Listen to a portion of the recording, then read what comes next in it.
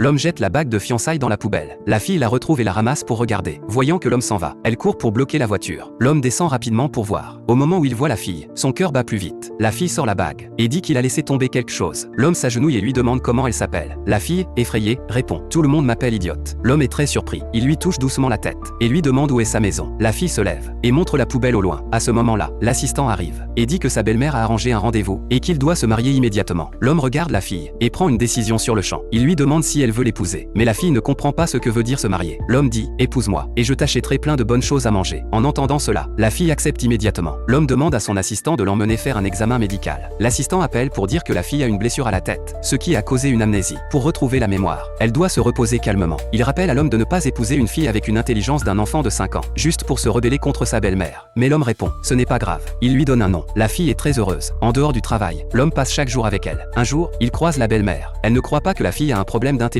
et essaie de la faire avouer en lui tendant des bonbons. Elle veut prouver qu'elle fait semblant d'être stupide. En entendant cela, la fille s'agenouille immédiatement. Mais ses paroles mettent la belle-mère en colère. Ce jour-là, la fille se maquille dans la salle de bain. Profitant d'un moment d'inattention, la belle-mère la pousse, craignant la vengeance de l'homme. Elle demande à la nounou de l'emmener dans la salle de banquet. Cette chute déclenche accidentellement les souvenirs enfouis dans son esprit. Elle ouvre les yeux, mais ne révèle pas son identité.